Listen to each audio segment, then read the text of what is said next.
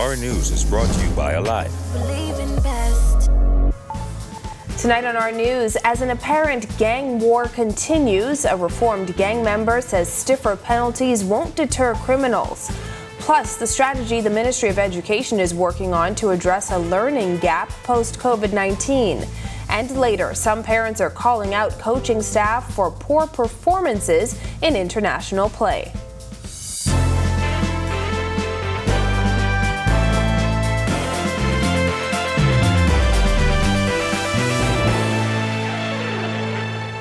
Welcome to Our News, and thanks for joining us. I'm Christina Dragovich. Topping news tonight, the Davis administration is reviewing current legislation to determine how to move forward with an anti-gang bill as a part of plans to clamp down on a wave of bloodshed. Our Jasmine Brown has reaction from the head of a local rehabilitation program and a former gang member who says it will take more than just talk to end the spree of violence. For weeks, authorities have said a gang war over drug turf has helped fuel the violence that has seen dozens of young men gunned down, particularly in New Providence. Former gang member turned Teen Challenge Bahamas resident Ambrose Smith says he knew some of the victims well. How do I feel? To be honest, it hurts me a lot too. See, like every day. Like for this year, I started like all these murders, and I actually knew few of the dudes who got killed. Gang violence has resurfaced in the headlines in recent weeks. Prime Minister Philip Brave Davis addressed the issue during the Office of the Prime Minister's weekly press briefing on Thursday. One of the things I've just been looking at before I even came in here is the possibility of enacting, for example, an anti-gang bill. A bill that be independent, that just address gang behavior, gang membership. His comments were echoed by Attorney General Ryan Pinder, who told the Nassau Guardian that the government is determining how to move forward with a specific anti-gang bill. Police have said there are 10 active gangs in New Providence. The last Christie administration enacted harsher penalties for people who participate in or are a part of organized criminal groups, including a fine of $500,000 and imprisonment for 20 years, subject to a minimum term of 15 years. Smith, who joined a gang at the age of 14 but left it after joining the Teen Challenge Bahamas program 3 years ago, says he does not think penalties will deter people who are consumed with getting even. These dudes don't care about stiff penalties, if you really look at it. They want revenge. They ain't care about no stiff penalties or prison. You feel me? Dudes come out of jail like every day. You feel me? They come out on bail, they kill one person, they come out on bail. And they still find themselves with ankle bracelet on, still going back to jail for murder again. Like, what stiff penalties could do? These dudes running off revenge. Executive Director of Teen Challenge Bahamas, Dr. Eric Fox, says while proper legislation is necessary, there needs to be more than punishment. I would like to see some programs that deal with rehabilitation, because you see, the thing about it is people saying punish, punish, punish, but 90% of people who go to jail coming out. They're coming out. So if you know, and we talk this prison, we call it a correction center, man. And I don't want to be rude, but they ain't really correcting nothing up there. That's more like punishment. And you know, if you punish someone, if you punish a dog, they can retaliate. Now, as authorities work on their plans to clamp down on violence, officials here at Teen Challenge Bahamas say they will continue to run programs that will assist those who are in gangs. Reporting for Our News, I'm Jasmine Brown. Thanks, Jasmine. Meanwhile, the Ministry of Education still working out ways to address learning gaps after a survey revealed why many students weren't showing up to online classes. Bethany McDermott reports. Following a survey to determine why some public school students were absent during online classes, Education Minister Glenys Hannah Martin says the plan is to implement strategies to address learning gaps. Hannah Martin did not detail what those strategies are. She did, however, say the plan is to roll out several policies by fall. We have a strategy, and it's unfolding during the summer months, and we hope that by September we will be able to implement a number of strategies. this has been a very difficult time, and it's not normal times, and these are extraordinary times. And so the Ministry of Education and the government must respond in extraordinary fashion. The survey showed that roughly half of the 499 households questioned said at least one child in the home did not attend online classes. It also revealed that 363 children represented in the survey did not use the learning management system. Of that total, more students in preschool to grade 6 did not use the LMS than those in grades 7 to 12. Because we found in the survey that really a lot of it had to do with things that were not under the control necessarily of a child, and that they were, and as a result, the absences took place. The news comes as students are preparing to sit national exams in May. As for final grade level exams, Education Director Marcellus Taylor revealed those exams will follow the national exams. We have now confirmed those dates, which would be just after the national exams. Then school-based exams will be administered. So we've engaged in, at the school level, extra tuition activity. At the ministry's level or the department level, we'll put on some support classes for students in the core subjects for those PJC and PGCSE groups. And then, of course, the next component is that we encourage parents to ensure that their children are at the wheel every day. And despite the devastating impact of the COVID-19 pandemic, the Education Director says what's important is that the students do their best during those exams. The teachers will continue to support them in their preparation at the home, and the parents will do as much as they can, and us as a department will do as much as we can, and let's see what happens. Reporting for Our News, I'm Berthany McDermott. Parents of junior national tennis players who traveled on 2 recent trips say the inexperience of the coaching staff led to poor performances and nearly caused one boys' team to be disqualified from play. Jared Higgs has their story. This group of parents all dream of having their child play Grand Slam tennis one day. But instead, they find themselves slamming the coaching selection of 2 recent national team trips. You don't take a coach who has never done this before to send with high-performance players. It's ridiculous. On those junior national trips to El Salvador and the Dominican Republic, the parents say coaches without experience or expertise dealing with high-performance players were selected, despite high-level coaches being available. Chandra Ferguson, whose daughter is 14 and went on both trips, says the inexperience affected the players' performance. The chances of you having success when you compare yourself with what other countries in the region are doing are slim to none, and the results that came from the girls' team, it reflected on the support that they had. Another parent, William McCartney III, says similar issues with coach selection emerged on another trip to the Dominican Republic. On that trip, the boys' team was nearly disqualified for going in the common area of the girls' accommodations to study, which is against tournament rules. That information was supposed to be relayed to the players by their coach, but the concerned parents say that didn't happen. You allowing, a coach, an experienced coach, to take your kids, it's a funny feeling. If I was in the Bahamas and I wasn't there and my son called me, it's a funny feeling. The group of parents say their children train with high-level coaches, and they weren't satisfied that most of the coaches selected didn't coach high-level players. The parents say they make significant sacrifices, financial and time, for their children to play tennis at the national level. Bernadette Major is the mother of one of the top U16 tennis players, Michael Major Jr. My son, he trains every single day. He is one of our top juniors, and even with the trip to Dominican Republic, I felt like it was a disservice to him.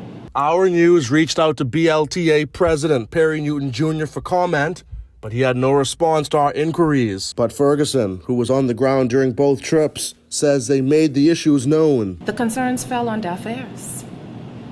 So if you're not listening, the only thing we can do now is we want the tennis community to know that we're not okay with what is happening. Reporting for Our News, I'm Jared Higgs.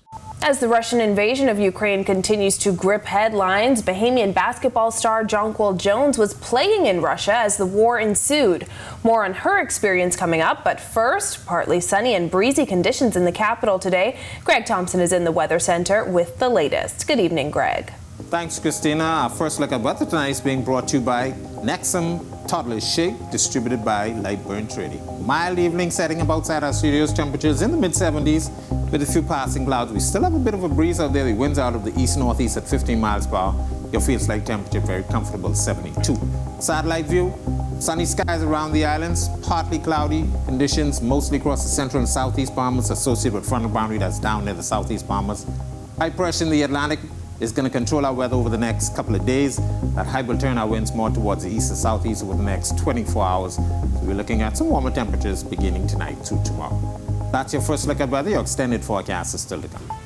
Still to come on our news, the story of a Bahamian athlete in play in Russia as it waged war on Ukraine. Plus a call to action for World Health Day. And later, Guardian Radio turns 10. That's coming up when our news returns.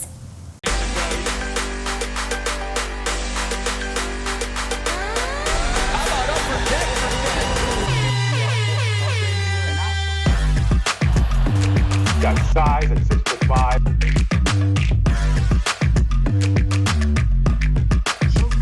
Hi, this is Shamika.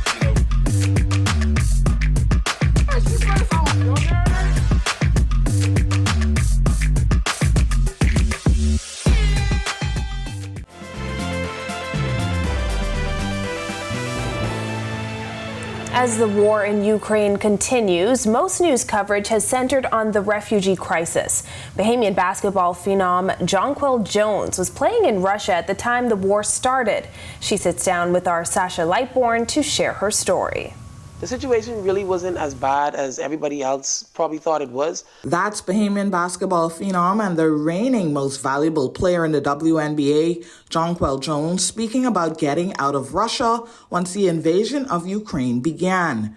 Jones says one of the hardest things for her was reassuring her family that she was okay. The most stressful thing about the whole situation was just like having parents and loved ones constantly calling. Mommy's crying on the phone, like she's worried, her child is over there. And so the situation, it started to get to all of us that were there, all of me and my teammates that were there in Russia.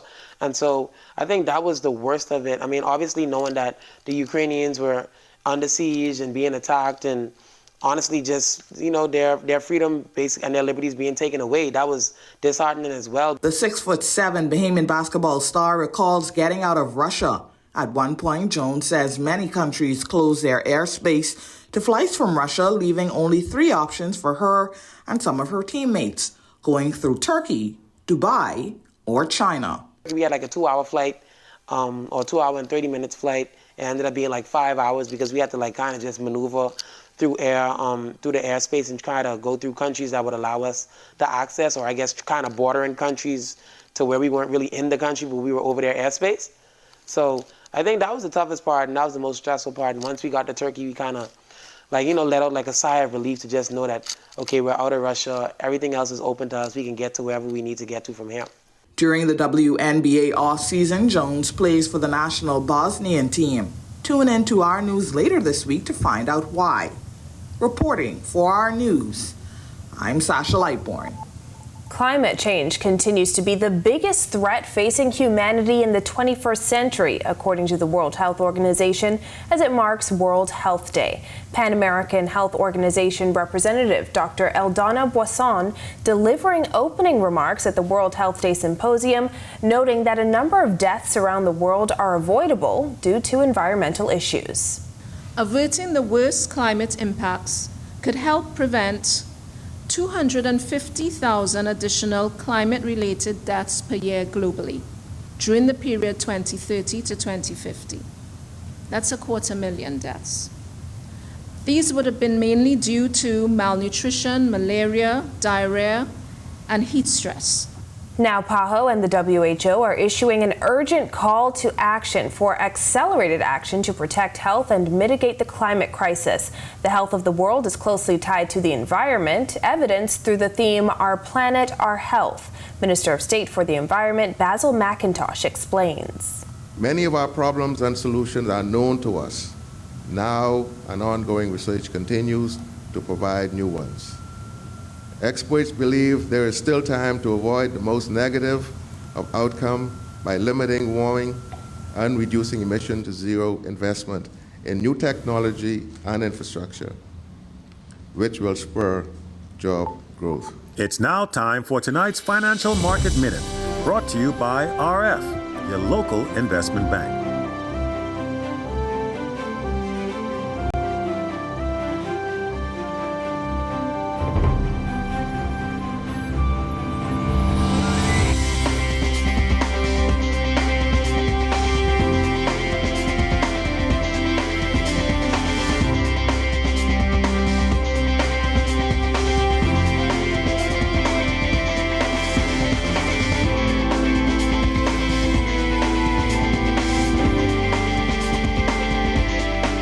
This has been your Financial Market Minute. To explore the best performing mutual funds in the Bahamas, visit our website at www.rfgroup.com.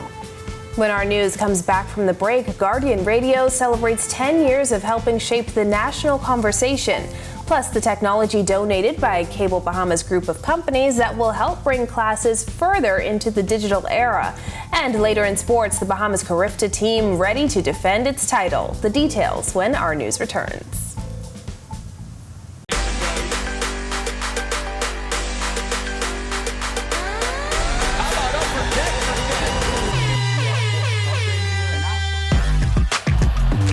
Got size at 6'5".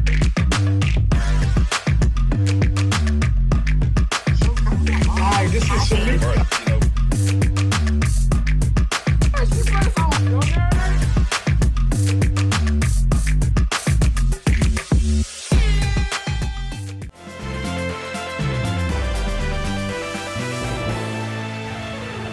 This is our news. Welcome back.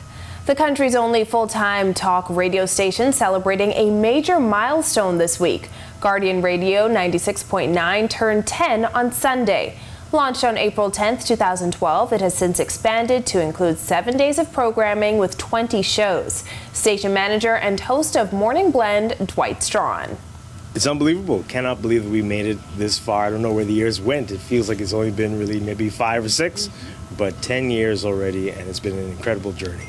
Strawn says it could not have been done without the producers, show hosts, technical, and news teams. It's been changing the discourse. I think some people are more aware of how things work, of how the governance of the country, how it operates. It's not just politics, education, sports, all of it. People are really looking at how this country functions and trying to figure out if there's a better way to do it. And I think Guardian Radio has been at the forefront of helping people look at all of these ideas and try to find a better way forward. Well, our Carifta swim team ready to defend its title. Meanwhile, another Bahamian is making a major league debut. Here's Marcellus Hall. Thanks a lot, Christina. Welcome to our Sports on a Monday, everybody. I'm Marcellus Hall. It was a busy weekend in terms of all kinds of things going on with Bahamian athletes. We'll start with swimming, as our Carifta swim team is now underway and prepared and all set for competition. They're looking to defend their Carifta championship. They'll be heading out of town later on this week. We'll give you details on that. Meanwhile, let's take a look and see how the team is feeling heading into competition. Following ratification of its team members, Bahamas Carifta swim team now set for competition, which will begin next week in Barbados. Now the team going through its final paces and practice sessions. Head coach Trevana McPhee feeling pretty good about the squad and what is indeed to come as they look to defend their Carifta championship. We have a 36-member team, as usual. That is the maximum amount of swimmers allowed at the Carifta Games. So we're carrying a full team this year and going down again on the 14th. And competition will start on the 16th. Meanwhile, softball action this past weekend over at the Blue Wheels playing fields, Bankers come to life as the Old Timers Softball Association hosting its Memorial Softball Tournament, featuring a total of 8 teams, which played throughout the course of the weekend in a double elimination format. The action was pretty good, with all the teams trying to shake off their rust. Sort of a preseason endeavor as they get set for the upcoming season, which will be just around the corner. Meanwhile, the event was being put on by Bahamas Events and Sports, BES, also known as BES, as they are now looking to continue their endeavors, developing events, sporting events around the country. Certainly a great endeavor, like we said, well attended, everybody having a great time at the end of the day. Meanwhile, Major League debut for Lucius Fox. Bahamian playing at shortstop in his first ever Major League Baseball start as the Nationals took on the New York Mets. Not a bad day for Fox, as he was able to go 0 for 2 in the game at the plate, but did make an incredible diving stop from the defensive side of things, scored a run, and also had an RBI. Most importantly, Nationals get a nice win as they take down the Mets. Final score ends up being 4-2.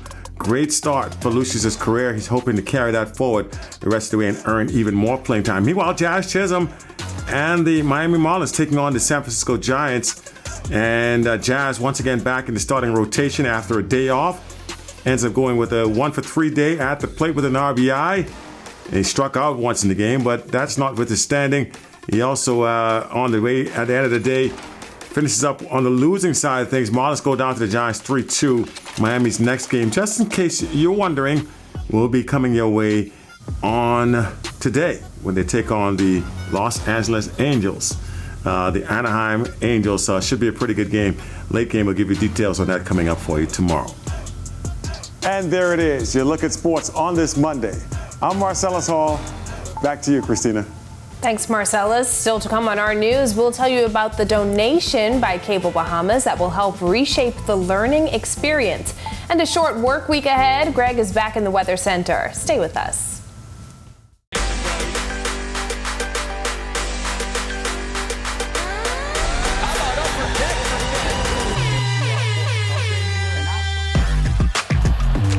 Got size at 6'5".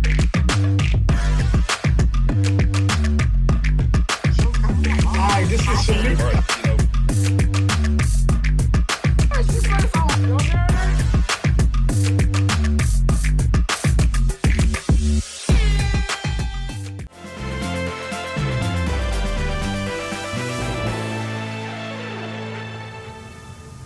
Welcome back to our news.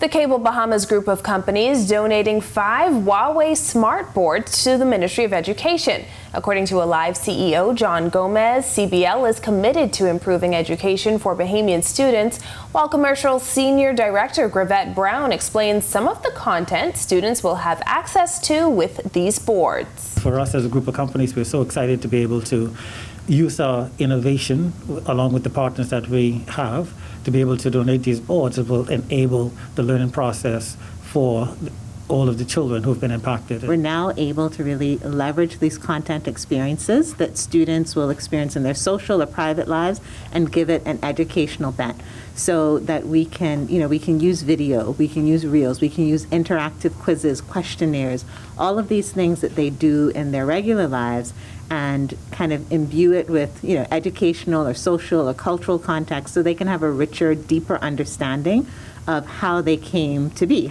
Education Minister Glenys Hannah Martin says the donation will go a long way to modernizing the delivery of education.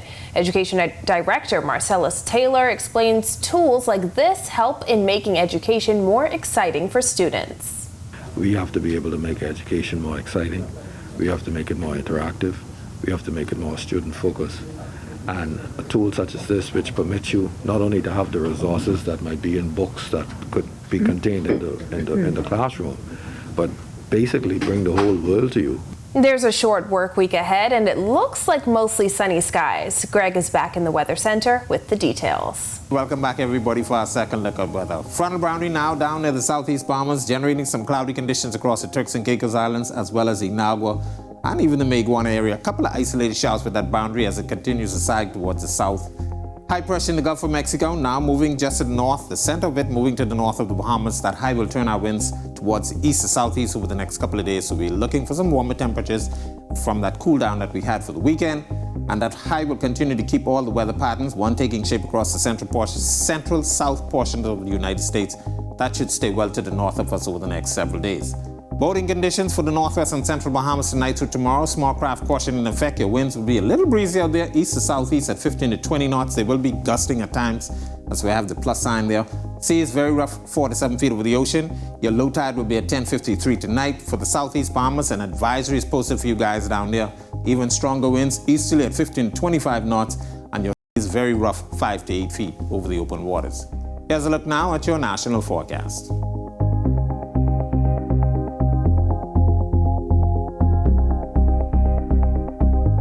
A look now at your extended forecast through next Monday.